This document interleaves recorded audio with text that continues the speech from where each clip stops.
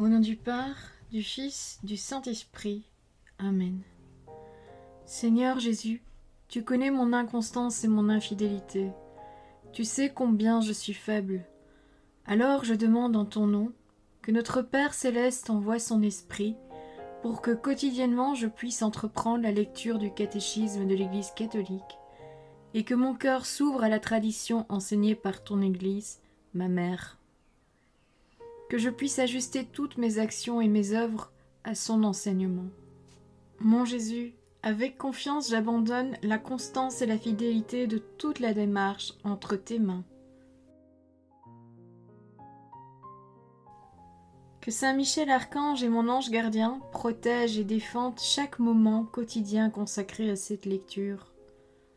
Maintenant, avec toi et par ta voix, disons: Notre Père, qui es aux cieux, que ton nom soit sanctifié, que ton règne vienne, que ta volonté soit faite sur la terre comme au ciel. Donne-nous aujourd'hui notre pain de ce jour. Pardonne-nous nos offenses comme nous pardonnons aussi à ceux qui nous ont offensés. Et ne nous laisse pas entrer en tentation, mais délivre-nous du mal. Amen. Ensemble, mon Jésus d'amour, saluons notre sainte maman, la Vierge Marie.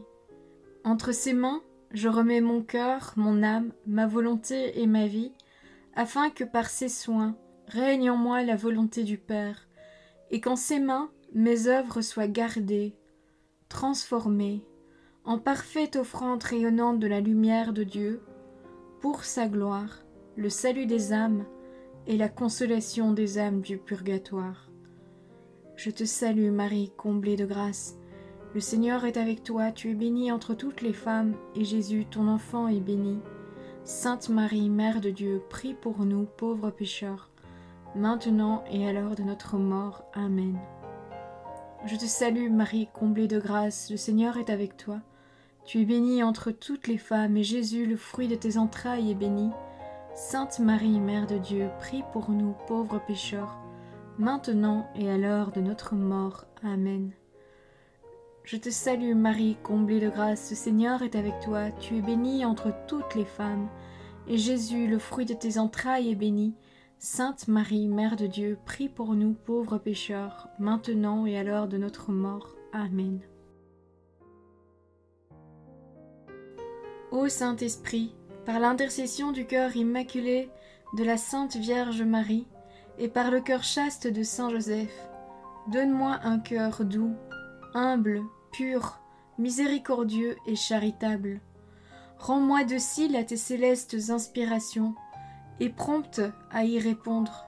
Que mon cœur enflammé de ton amour soit en toutes ses œuvres dans la volonté du Père, œuvrant ainsi sous ton joug léger et joyeux.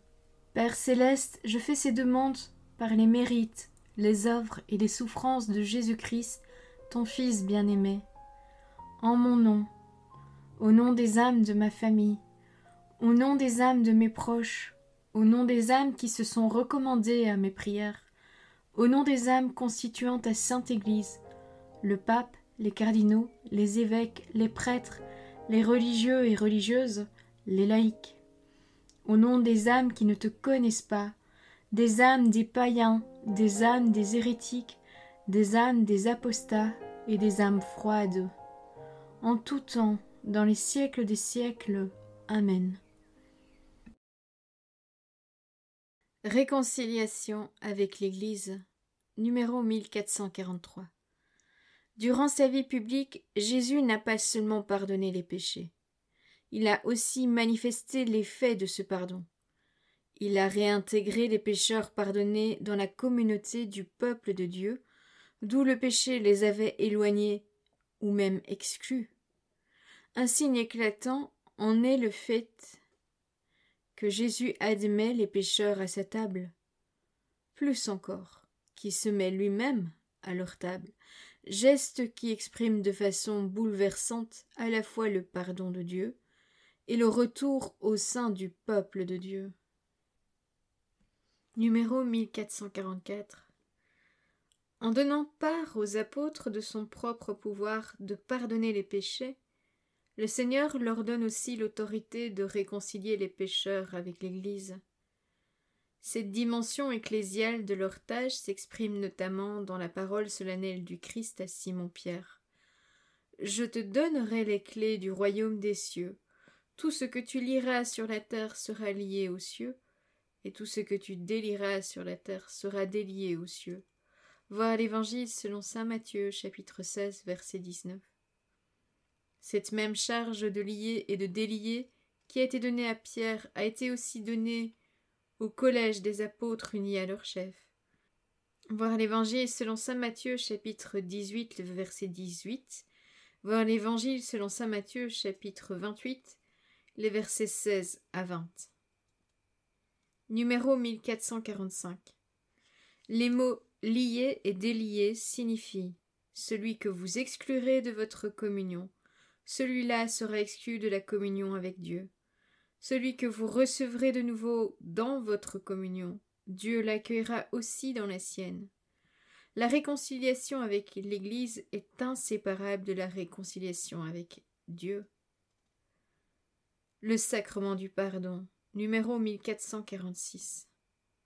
Le Christ a institué le sacrement de pénitence pour tous les membres pécheurs de son Église, avant tout pour ceux qui, après le baptême, sont tombés dans le péché grave et qui ont ainsi perdu la grâce baptismale et blessé la communion ecclésiale. C'est à eux que le sacrement de pénitence offre une nouvelle possibilité de se convertir et de retrouver la grâce de la justification. Les pères de l'Église présentent ce sacrement comme la seconde planche de salut après le naufrage qu'est la perte de la grâce. Numéro 1447. Au cours des siècles, la forme concrète selon laquelle l'Église a exercé ce pouvoir reçu du Seigneur a beaucoup varié. Durant les premiers siècles, la réconciliation des chrétiens qui avaient commis des péchés particulièrement graves après leur baptême, par exemple l'idolâtrie, l'homicide ou l'adultère, était liée à une discipline très rigoureuse selon laquelle les pénitents devaient faire pénitence publique pour leurs péchés, souvent durant de longues années avant de recevoir la réconciliation. À cet ordre des pénitents, qui ne concernait que certains péchés graves, on n'était admis que rarement, et dans certaines régions, une seule fois dans sa vie. Pendant le 7e siècle, inspirés par la tradition monastique d'Orient, les missionnaires irlandais apportèrent en Europe continentale la pratique privée de la pénitence, qui n'exige pas la réalisation publique et prolongée d'œuvres de pénitence avant de recevoir la réconciliation avec l'Église. Le sacrement se réalise désormais d'une manière plus secrète entre le pénitent et le prêtre. Cette nouvelle pratique prévoyait la possibilité de la réitération et ouvrait ainsi le chemin à une fréquentation régulière de ce sacrement. Elle permettait d'intégrer dans une seule célébration sacramentelle le pardon des péchés graves et des péchés véniels. C'est dans les grandes lignes cette forme de la pénitence que l'Église pratique jusqu'à nos jours. Numéro 1448. À travers les changements que la discipline et la célébration de ce sacrement ont connus au cours des siècles, on discerne la même structure fondamentale.